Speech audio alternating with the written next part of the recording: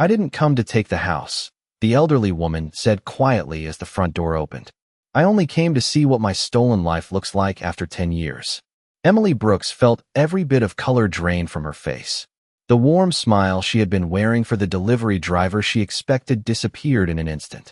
She stared at the woman standing on her front porch, unable to breathe, unable to move, as though the quiet suburban street around them had suddenly frozen in place. The late afternoon sun stretched long shadows across the neatly trimmed lawn, and a gentle breeze stirred the small American flag hanging beside the front door. Everything looked peaceful. Everything looked ordinary. Yet nothing would ever feel ordinary again. Grace Williams stood perfectly still, both hands resting on the handle of a weathered leather handbag that had clearly been repaired more than once. Her gray curls framed a calm face marked not by anger, but by years of quiet endurance. Her modest navy cardigan hung neatly over a simple white blouse, and sensible walking shoes carried traces of dust from the sidewalk she had traveled alone. She had imagined this moment thousands of times, but now that she was finally here, she realized revenge had never been what carried her across the country. The silence between mother and daughter became so heavy that even the birds in the nearby maple tree seemed to disappear. Emily swallowed hard before forcing out a whisper. How did you find me?" Grace looked past her shoulder into the beautiful entryway. Sunlight spilled across polished hardwood floors. Family photographs covered one wall. Fresh flowers rested on a console table beneath a large mirror. Children's backpacks leaned against the staircase. A pair of tiny sneakers sat beside the front door. It looked exactly like the kind of home every mother dreams her child will someday build. Grace smiled sadly. "I've known where you lived for months." Emily's heartbeat thundered inside her ears. "Then why now?" Grace lowered her eyes for only a second before lifting them again with remarkable steadiness. "Because today is exactly 10 years since the bank called me a criminal." Emily closed her eyes. The words landed with the quiet weight of a stone sinking beneath still water. Before she could answer, laughter echoed from somewhere deeper inside the house. Two young children raced through the hallway chasing each other, unaware that the foundation of their family's story had just begun to crack. "Mom," a little boy called from inside. "Who's at the door?" Emily instinctively stepped halfway outside, gently pulling the front door behind her so the children could not see Grace. That small movement said more than any confession ever could. Grace noticed it immediately. She nodded almost imperceptibly, as if another painful truth had quietly confirmed itself. "They don't know who I am, do they?" Emily couldn't answer. Her lips trembled, but no words came. Across the street, a neighbor slowly rolled a trash bin toward the curb without paying them any attention. Somewhere in the distance, a lawnmower hummed. Life continued exactly as it always had, indifferent to the collision of two lives that had been separated by betrayal. Grace reached into her handbag with slow, careful hands. Emily stiffened, expecting legal papers or demands she had dreaded for a decade. Instead, Grace removed a faded birthday card decorated with hand-drawn balloons and a crooked heart made by a little girl many years ago. Emily recognized it instantly. She had been 8 years old when she made it with construction paper and glitter that still clung to the edges. Grace gently brushed a thumb across the front before looking into her daughter's eyes one last time. "I kept this," she said softly, "even after everything else was taken away." Grace held the faded birthday card between her fingers while Emily stared at it as though it belonged to another lifetime. The glitter had dulled over the years, but the uneven letters still read, "To the best mom ever." For a brief moment, neither woman spoke. The afternoon air carried the scent of freshly cut grass, and somewhere down the street a basketball bounced against a driveway. Ordinary sounds filled the silence that neither of them knew how to break. 10 years earlier, life had looked nothing like this. Grace Williams had lived in a modest 2-bedroom home on the east side of Columbus, Ohio. It was not large, but every monthly payment represented another piece of security she had built with long overnight shifts at Riverside Memorial Hospital. She often worked 12 hours at a time, returning home just before sunrise with tired feet, sore shoulders, and enough determination to start another day. She never complained. Every paycheck had a purpose.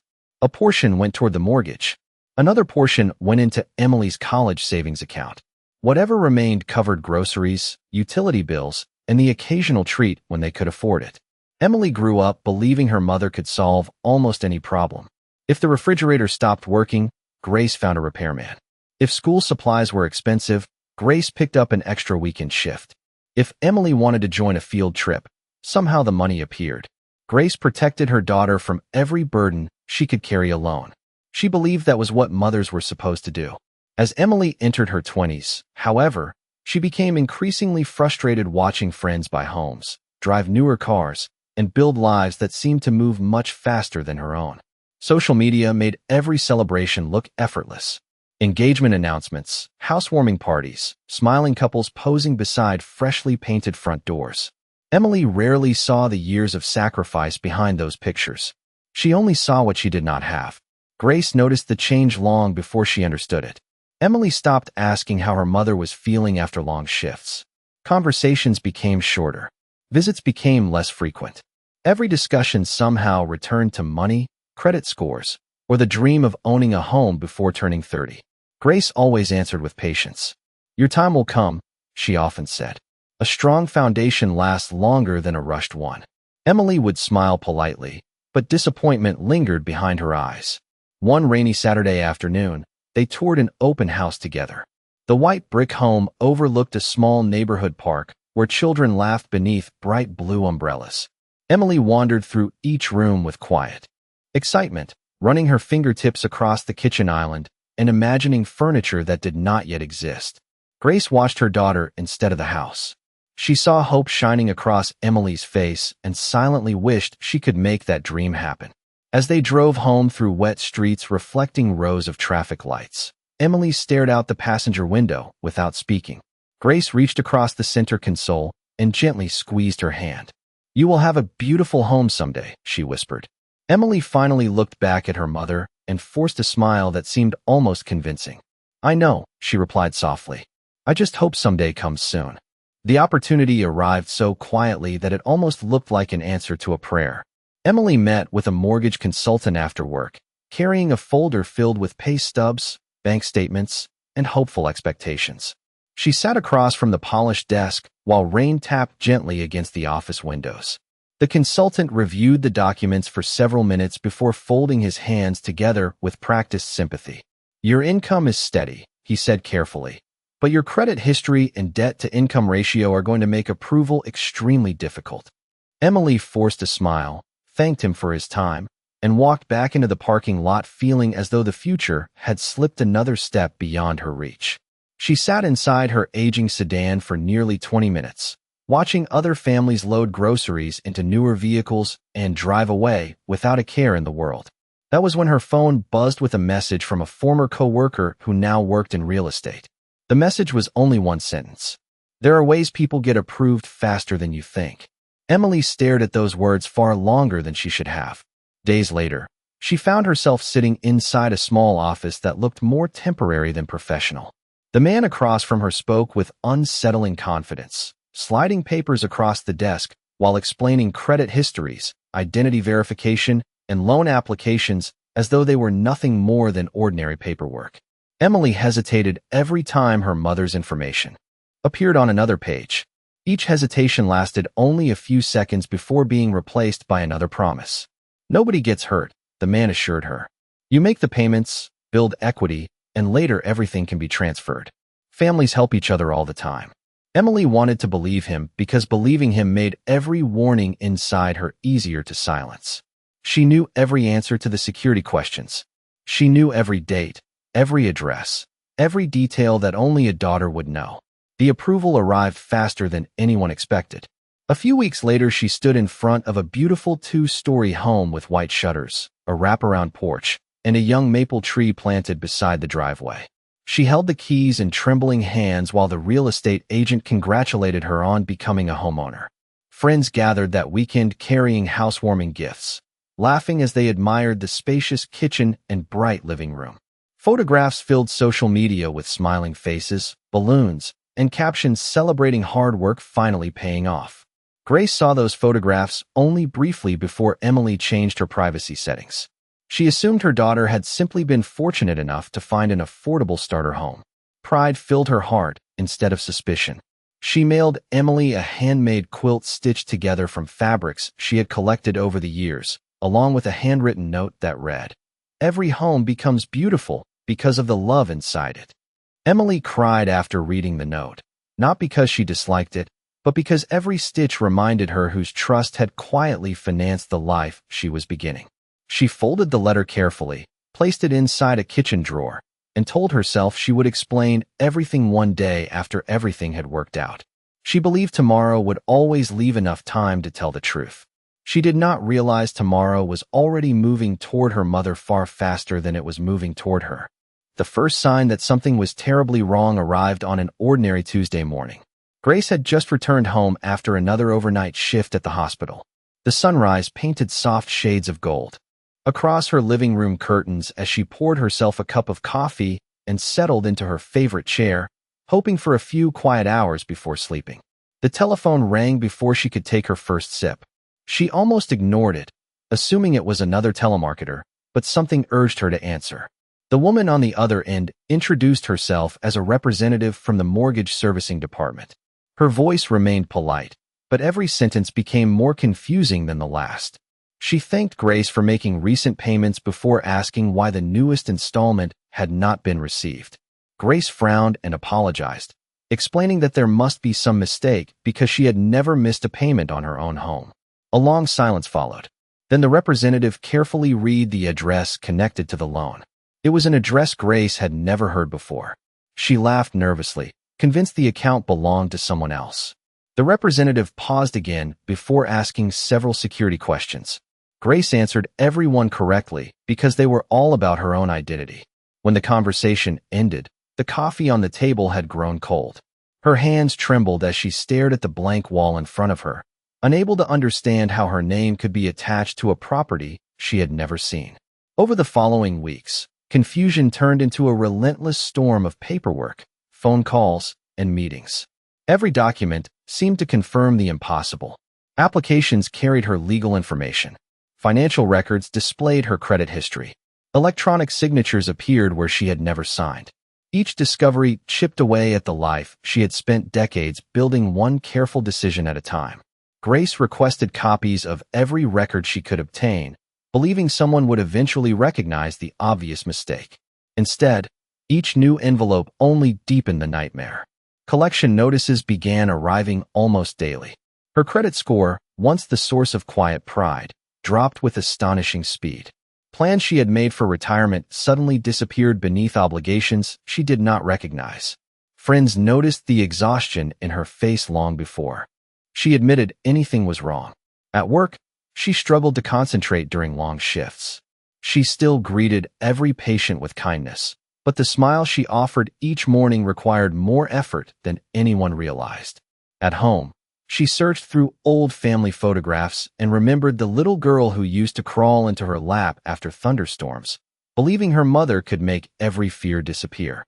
Grace could not bring herself to imagine that same little girl had become connected to the documents spread across her dining room table. She refused to accuse Emily without absolute proof. Love kept searching for another explanation even while the evidence quietly gathered in front of her. Then one afternoon, another certified letter arrived. Grace opened it beside the kitchen window as rain tapped gently against the glass.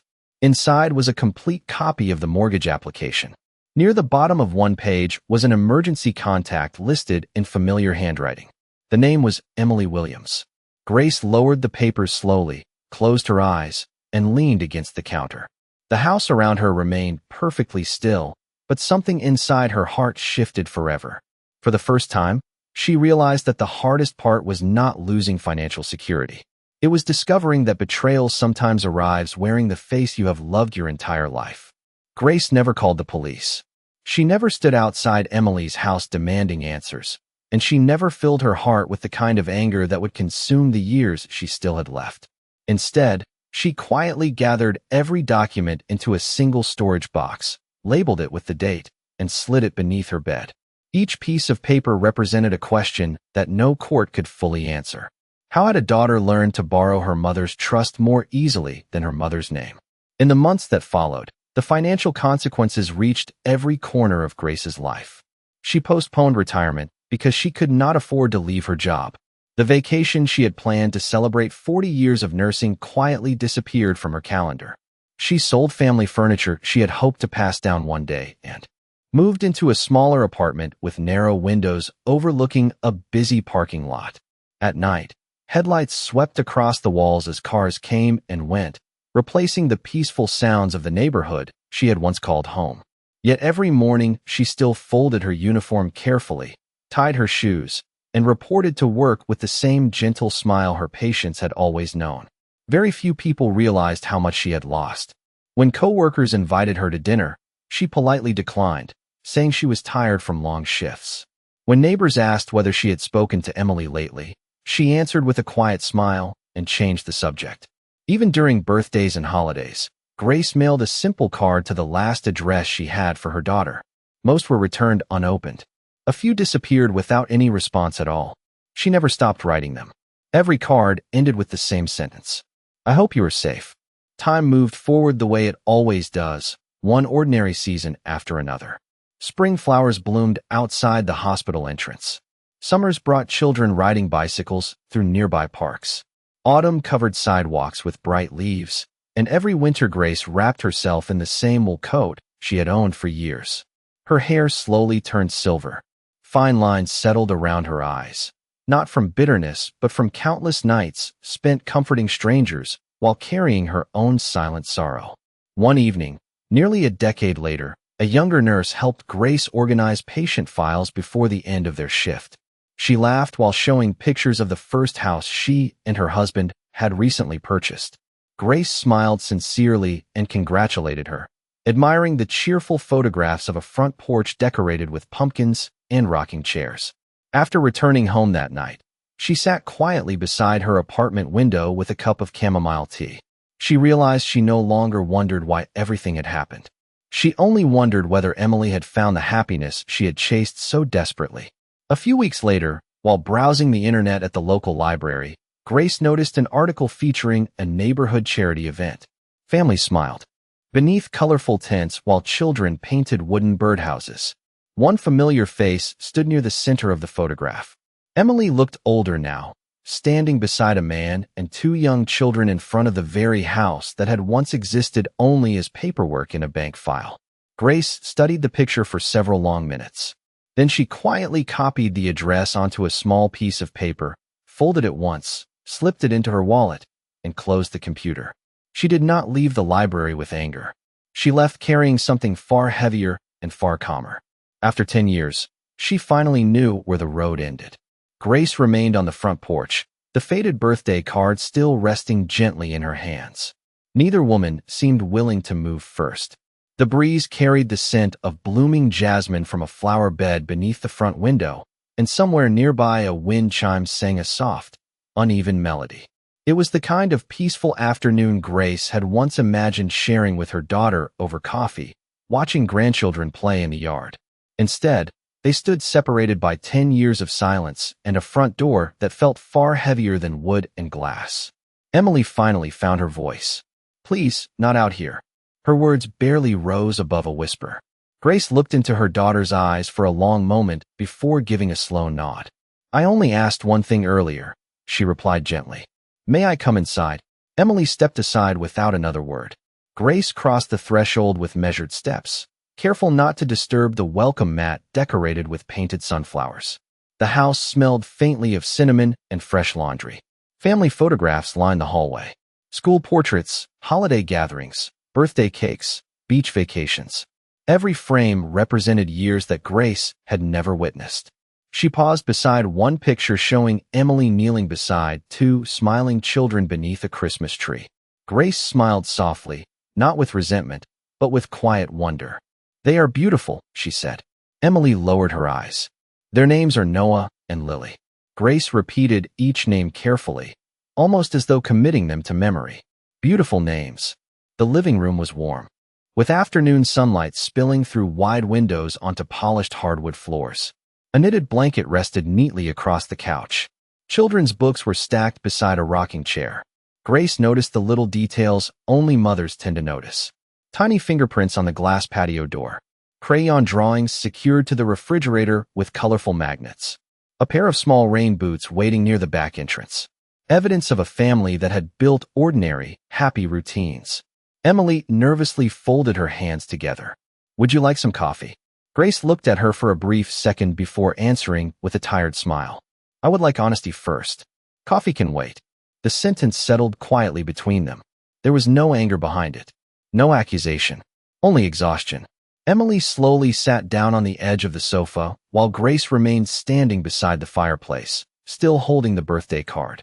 Neither woman seemed comfortable enough to claim the room as her own. From upstairs came the muffled sound of children laughing over a board game, unaware that history had quietly entered their home. Emily brushed away a tear before it reached her cheek.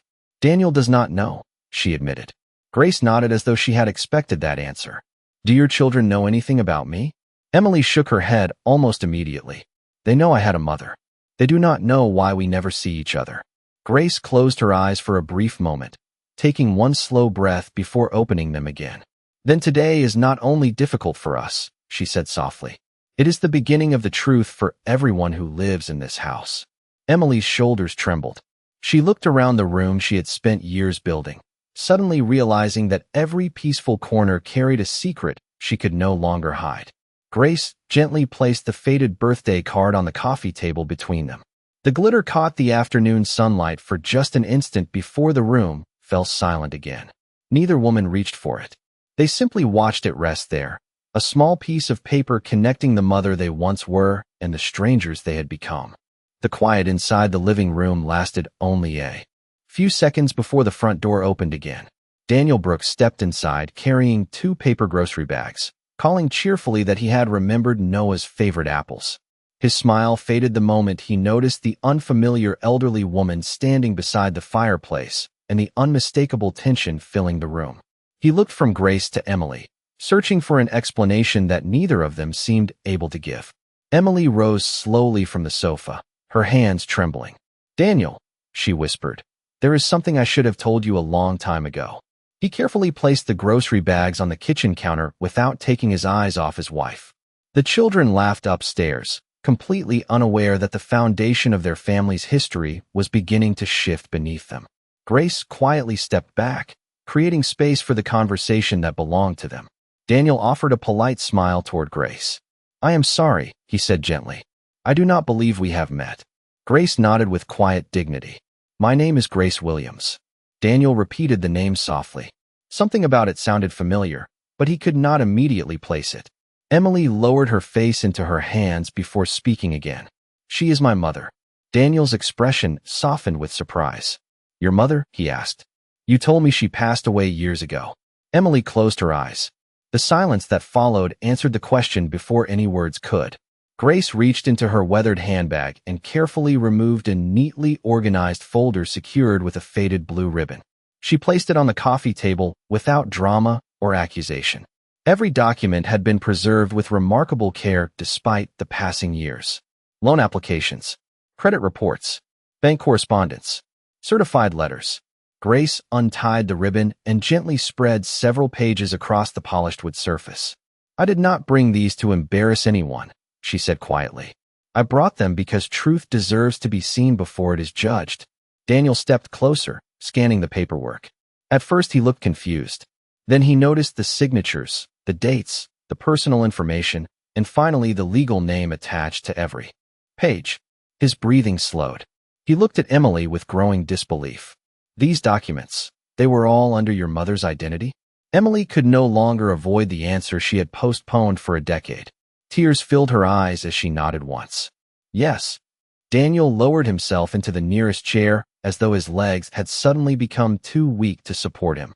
He remembered the countless evenings when they had celebrated milestones inside this house. The first Thanksgiving dinner, Noah's first birthday, Lily's first steps across the living room rug. Every beautiful memory now stood beside a painful truth he had never imagined existed. Grace remained remarkably calm. "I never came here to take your home," she said softly. "I only wanted both of you to know what it cost." Daniel slowly lifted one handwritten letter from the folder. It was the note Grace had once written to Emily with the handmade quilt, wishing love upon the home she believed her daughter had honestly earned. His hands shook as he finished reading it. The kindness in every sentence hurt far more than anger ever could. Emily finally looked at her mother with tears running freely down her face. "I told myself I would fix everything before you found out," she whispered. Grace answered with heartbreaking gentleness. "Emily, I knew almost from the beginning. I simply waited 10 years hoping my daughter would choose honesty before I had to bring it to her door." The room fell silent once again. Outside, the evening sun dipped lower across the quiet neighborhood, casting long golden light through the front windows while 3 lives stood suspended between the weight of the past and the difficult promise of what would come next. No one spoke for several long moments after Grace's words settled over the room. The evening light softened into shades of amber, stretching across the hardwood floor and touching the scattered documents on the coffee table. Daniel remained seated, staring at the papers as though they belonged to someone else's life. Emily quietly wiped away her tears, but they continued to return faster than she could hide them. For the first time in 10 years, there was nothing left to defend. There was only truth. Upstairs, small footsteps crossed the hallway. Noah appeared at the top of the staircase, holding a picture he had colored earlier that afternoon. "Mom," he called, "can Grandma come see my drawing?" Emily looked up in surprise. He had heard enough to understand only one thing. The woman downstairs was his grandmother. Grace looked toward the staircase and smiled with gentle warmth. "Only if it is all right with your parents," she answered. Noah grinned without hesitation and hurried downstairs, stopping only a few feet from Grace. He held out the drawing with both hands. It showed a small white house beneath a bright blue sky, surrounded by flowers and stick figures holding hands. Grace accepted it carefully, studying every crayon line as though it were a priceless painting. "You worked very hard on this," she said. Noah nodded proudly. "Everybody belongs in the picture." Grace swallowed quietly before smiling again. "That is a wonderful lesson." Daniel lowered his head, overwhelmed by the innocent words of his son. Emily covered her face for a moment, realizing that the child she had spent years teaching kindness had unknowingly spoken the truth she herself had avoided. Grace knelt carefully so she could return the drawing at Noah's eye level. "Take good care of your family," she whispered. "Homes stay strong when people tell each other the truth." Noah smiled, thanked her politely, and ran back upstairs, completely unaware of the deeper meaning behind her words. The room fell silent again. Daniel finally stood and walked toward the front window, watching the last rays of sunlight fade beyond the neighboring rooftops. Without turning around, he spoke softly. "We cannot keep living in a house that began with someone else's sacrifice." Emily nodded before he even finished speaking. "I know." She looked at Grace with eyes full of regret instead of fear. "Tomorrow I will contact an attorney, the lender, and everyone else who needs to hear the truth from me instead of from someone else. Whatever happens after that, I will accept it." Grace listened quietly without interrupting.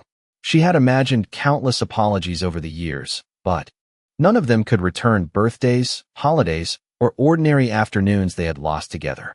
Even so, she saw something in her daughter's face that had been missing for a decade. Responsibility had finally replaced excuses. Emily slowly reached across the coffee table and picked up the faded birthday card. Her fingertips brushed the worn glitter as fresh tears slipped down her cheeks. "I never stopped loving you," she whispered. Grace answered with a kindness that made the room even quieter. "Love was never the question, Emily. Trust was." Emily lowered her eyes, understanding the difference for the first time. Daniel placed a reassuring hand on his wife's shoulder before looking at Grace. "I cannot change the past," he said, "but I promise you that our children will grow up knowing honesty is worth more than any house." Grace gave a small nod of appreciation. Outside, the porch lights switched on automatically as evening settled over the neighborhood, casting a warm glow across the front steps where one difficult chapter was finally beginning to close, not through revenge, but through the courage to face the truth together. 1 year later, the neighborhood looked different, although the streets had not changed. Spring sunlight rested gently across freshly trimmed lawns. Children rode bicycles along quiet sidewalks, and flowering dogwood trees painted the blocks with soft shades of white and pink. Grace Williams stood on the small porch of her new cottage, holding a watering can as she slowly moved from one flower pot to the next. The house was modest, with a white picket fence and a porch swing that creaked softly whenever the afternoon breeze drifted through.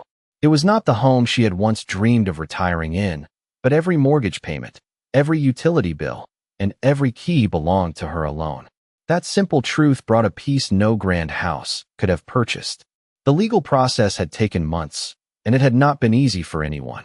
Emily had accepted responsibility for her actions, worked with the proper authorities and financial institutions, and cooperated in correcting every record that could be corrected. She and Daniel had chosen to sell the house voluntarily, using the proceeds to repay what they could and begin rebuilding their lives honestly. They moved into a much smaller rental home across town.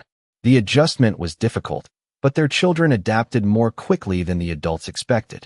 Noah often said the new house felt warmer because everyone laughed more. Grace never celebrated their hardship. She quietly prayed that truth would become a stronger foundation than comfort had ever been. Every Saturday morning, a familiar blue sedan pulled into Grace's driveway. Emily stepped out carrying groceries, fresh flowers, or sometimes nothing more than 2 cups of coffee from the neighborhood cafe. They no longer pretended the past had never happened. They simply refused to let it decide every tomorrow. Some visits were filled with conversation. Others passed almost entirely in silence while they planted vegetables, folded laundry, or watched birds gather near the feeder hanging beside the porch. Healing arrived slowly, not through dramatic speeches, but through ordinary moments shared again. That afternoon, Noah and Lily raced through Grace's small front yard chasing soap bubbles while Daniel repaired a loose gate near the garden. Emily stood beside the porch, quietly trimming the rose bushes that Grace had planted shortly after moving in. Neither woman spoke for several minutes. The gentle snip of the pruning shears blended with birdsong and the distant laughter of the children. Finally, Emily looked toward her mother. "Thank you for opening the door again," she said softly. Grace watched the sunlight shimmer across the petals before answering. "Forgiveness opens a door," she replied. "Trust walks through it one day at a time." Emily nodded without expecting anything more. She understood that some promises could not be restored with words alone. They had to be lived. As evening settled over the little cottage, Grace stepped onto the porch and watched her grandchildren wave goodbye from the driveway. Emily lingered beside the car for a moment before turning back. Their eyes met across the quiet yard. No grand apology remained to be spoken. No dramatic ending waited to unfold. There was only a mother who had chosen mercy without forgetting wisdom, and a daughter who finally understood that the greatest inheritance she had almost lost was never a house, a credit score, or financial security.